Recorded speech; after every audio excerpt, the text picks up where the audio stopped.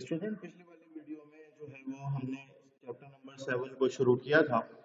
तो आज वाली क्लास में भी, आज वाली वीडियो में भी हम चैप्टर 7 को ही कंटिन्यू करेंगे। और हमने इसके दो पार्ट को डिस्कस कर लिया था, तो आज वाले पार्ट में या आज वाली वीडियो में हम जो है वो इसके पार्ट 3 को डिस्कस करेंगे। बिल्कुल सेम पैटर्न है, आइए जल्दी से देखते हैं। सबसे पहले आपको क्या लिखना है बच्चों? सबसे पहले आपको लिखना है कंडीशन 1। सही है भाई, कंडीशन 1। कंडीशन 1 में क्या लिखना है? कंडीशन 1 में n इज इक्वल्स टू 1 रखना है और n इज इक्वल्स टू 1। जब n इज इक्वल्स टू 1 रखना है तो पहला नंबर लिखना है, यहाँ पे n लिखना है, यहाँ पे 3n माइनस 1 और अपॉन में क्या करना है? अपॉन में करना है 2। चलो भाई, n की जगह पे 1 रखो, यहाँ पे 1 हो जाएगा, यहाँ पे 3 माइनस 1 हो जाएगा और अपॉन में क्या आ जाएगा? 2। सर 3 माइनस 1 तो 2 होता है, 2 से 2 कैंसिल हो गया तो 1 किसके बराबर आ गया? 1 के बराबर आ गया। आखिरी में क्या लिख देंगे? मैं यहाँ पे लिख रहा हूँ, आप आखिरी में लिखेंगे hence condition 1 is true for n is equals to 1। चलो भाई, इसकी कहानी खत्म हो गई। अब सर बात आ गई किसकी? कंडीशन 2 की। तो सर कंडीशन 2 में क्या करेंगे? तो सर कंडीशन 2 में तो एक जुमला लिखते थे, अगर आपको याद हो तो, है ना? कंडीशन 2 में क्या लिखते थे? assume that the result is true for n is equals to 1, n is equals to k। 1 तो उसमें था ना कंडीशन 1 में। तो यहाँ पे क्या हो जाएगा? 1 प्लस 4 एंड सो ऑन, ये हो जाएगा 3k माइनस 2 बराबर हो जाएगा k। यहाँ पे आ जाएगा 3k माइनस 1 और अपॉन में क्या आएगा? अपॉन में आपके पास आ जाएगा 2।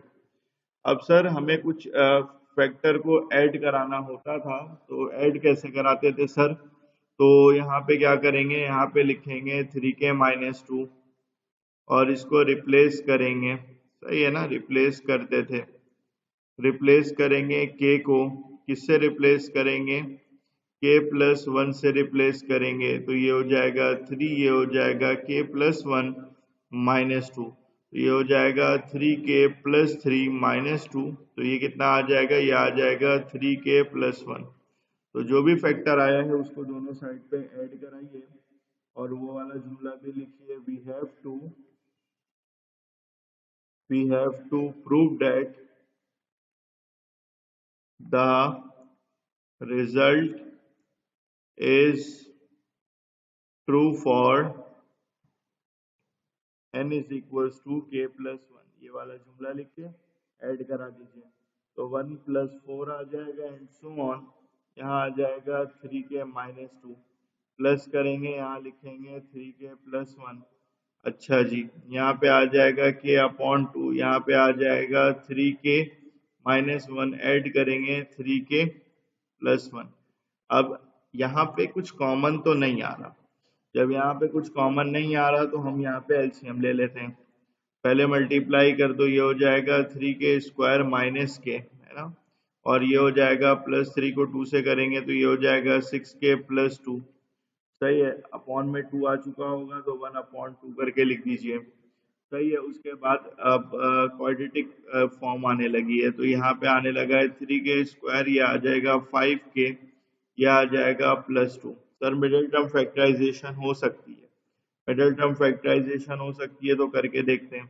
तो यहाँ पे किससे हो सकती है? 5 चाहिए, तो और 3 और 2 हमें कितना चाहिए? 6 चाहिए, तो 3 और 2 से ही मिडिल टर्म फैक्टराइजेशन हो सकती है। 3k स्क्वायर प्लस यहाँ लिख सकते हैं 3k प्लस यहाँ लिख सकते हैं 2k, यहाँ लिख सकते हैं 2। तो ये कितना हो जाएगा? 1 अपॉन 2। 3k अगर कॉमन लेंगे तो अंदर आ जाएगा k प्लस 1, प्लस 2 कॉमन लेंगे तो अंदर आ जाएगा k प्लस 1। सही है, और उसके बाद सर k प्लस 1 तो दोनों में, तो k प्लस 1 कॉमन ले लीजिए, ये हो जाएगा 1 अपॉन 2, यहाँ पे आ जाएगा k प्लस 1, यहाँ पे आ जाएगा 3k प्लस 2। अब 3k प्लस 2 को हम कैसे लिख सकते हैं? ये 2 को कैसे लिख सकते हैं? k प्लस 1 की तो रिक्वायरमेंट पूरी हो गई ना, तो 1 अपॉन 2 लिखेंगे, यहाँ पे k प्लस 1 लिखेंगे। यहाँ पे हम इस तरह लिख सकते हैं कि सर अगर मैं 3k प्लस 3 माइनस 1 कर दूं, है ना, 3 में से 1 माइनस करेंगे तो कितना आ जाएगा? 2 आ जाएगा, तो ये 1 अपॉन 2 आएगा, यहाँ पे k प्लस 1 आएगा। इसमें से 3 को कॉमन ले लेंगे तो यहाँ पे भी k+1 आ जाएगा और -1 आ जाएगा, और आखिरी में वही वाला जुमला कॉपी पेस्ट यहाँ पे करेंगे और वही आपका रिक्वायर्ड आंसर होगा। तो बच्चों आपने आखिरी में यही वाला जो सेंटेंस है यहाँ पे ये वाली चीज यहाँ पे एज इट इज लिखनी है। हर सवाल के आखिरी में ये चीज आएगी क्योंकि ये सवाल k+1 के लिए भी प्रूव हो चुका है। ठीक है, तो जैसे ही प्रूव हो जाएगा आखिरी में ये लिख दोगे और वही आपका रिक्वायर्ड आंसर होगा। तो आ जाओ इसके पार्ट 4 की तरफ मूव करते हैं। अच्छा, पार्ट 4 बज़ाहिर हमारे पास जो है वो 2 की पावर का सवाल है। तो बज़ाहिर ये सवाल मुश्किल लगता है लेकिन ये मुश्किल होता नहीं है, ये होता बहुत आसान है। कैसे करेंगे? सबसे पहले आप वही लिखेंगे बच्चों, कंडीशन वन में क्या करेंगे? कंडीशन वन में लिखेंगे put n is equals to 1।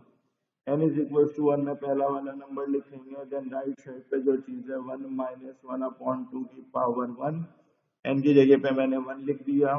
तो ये कितना हो जाएगा? 1 - 1/2, ये हो जाएगा 2। 1 - 1/2 1/2 के बराबर ये होता है, 2 से 2 कैंसिल हो जाएगा, तो 1 इज इक्वल्स टू 1 आ गया। जैसे ही 1 इज इक्वल्स टू 1 आ गया तो आप यहाँ पे लिखेंगे hence condition 1 is true for n is equals to 1।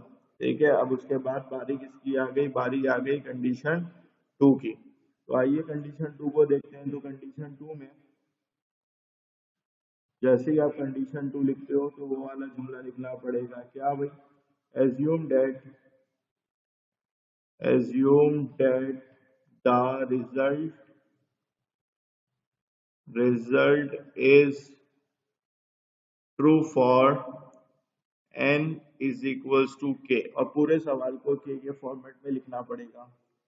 तो मैंने पूरे सवाल को देखिए k के फॉर्मेट में लिख दिया, 1 + 1/2 और उसके बाद 1/2 की पावर k - 1, और उसके बाद मैंने यहाँ पे 2 लिखा, 1 - 1/2 की पावर k लिख दिया। अब सर मुझे क्या लिखना पड़ेगा? मुझे लिखना पड़ेगा we have to prove that the result is also true for n is equals to k+1। सही है, n is equals to k+1 के लिए कर दिया। ये 1/2 की पावर इसको साइड में लिखा, 2 की पावर k - 1 रिप्लेस किया k को k+1 से। तो ये काफी बार हम कर चुके हैं, तो k+1 - 1 आ जाएगा, ये इससे कैंसिल हो जाएगा, आंसर आ जाएगा 1/2 की पावर k। अब दोनों तरफ इसको ऐड करा दें, तो ऐड यहाँ पे लिखें, किसको ऐड कराना है बच्चों? 1/2 की पावर k को ऐड कराना है। कहाँ ऐड कराना है बच्चों? दोनों साइड पे ऐड कराना है, तो ऑन बोथ साइड। तो ये हो जाएगा 1 प्लस ये हो जाएगा 1/2 और ये चलता गया, ये हो जाएगा 1/2 की पावर k - 1 प्लस करेंगे 1/2 की पावर k, यहाँ पे आ जाएगा 2, यहाँ पे आ जाएगा 1 - 1/2 की पावर k, यहाँ पे ऐड करेंगे 1/2 की पावर k को। जैसे ही हमने ऐड कर दिया सर, अब हमें यहाँ पे ये दिख रहा है कि हम कॉमन तो नहीं ले सकते, सबसे पहले हम मल्टीप्लाई करा देते हैं। तो यहाँ 2 आ जाता है, -2/2 की पावर आपके पास k आ जाता है। ठीक है, और उसके बाद प्लस हो जाता है और ये 1 क्या आ जाता है? 2 की पावर k। अब मुझे ऐसा कुछ दिख रहा है कि मैं कॉमन ले सकता हूँ। क्या कॉमन ले सकता हूँ? 1/2 की पावर k को मैं कॉमन ले सकता हूँ। तो 2 - 1/2 की पावर k को मैंने कॉमन लिया, तो अंदर क्या आ गया? अंदर आ गया 2 - 1, है ना भाई? 2 - 1 हो गया। 2 - 1 जैसे ही हो गया तो यहाँ पे क्या हो जाएगा? 2 - 1/2 की पावर k, और यहाँ पे क्या आ गया? 2 - 1 के बराबर आ गया। सही है स्टूडेंट, यहाँ तक तो बात समझ में आ गई होगी कि सर हमने कॉमन ले लिया। अब सीन ऐसा है कि अगर मैं 2 को ले लूँ कॉमन, 2 को कॉमन ले लूँ तो ये हो जाएगा 1 - 1/2 की पावर k.2, है ना भाई? क्योंकि जब हम कॉमन लेते हैं तो दूसरी वाली जो कॉमन लिया हुआ होता है वो दूसरे वाले के अपॉन में आ जाता है। तो जब हम इसको फर्दर सिंप्लीफाई करते हैं या बेस सेम पे पावर ऐड कराने की कोशिश करते हैं तो 1 - 1/2 की पावर k+1 हो जाता है, और यही मुझे चाहिए था। 2 की पावर k दिख रहा था तो k+1 होना चाहिए था। आखिरी में क्या करेंगे? वही वाली लाइन जो हमारे बुक के एग्जाम्पल के अंदर मौजूद है, आखिरी में आप ये वाली लाइन लिखेंगे दिस इनफैक्ट वाली, और उसके बाद यहाँ पे ये वाला सवाल कंप्लीट हो जाएगा और यही आपका रिक्वायर्ड आंसर होगा। तो मुझे पूरी उम्मीद है आपको ये दोनों पार्ट भी बहुत अच्छे से समझ में आया होगा।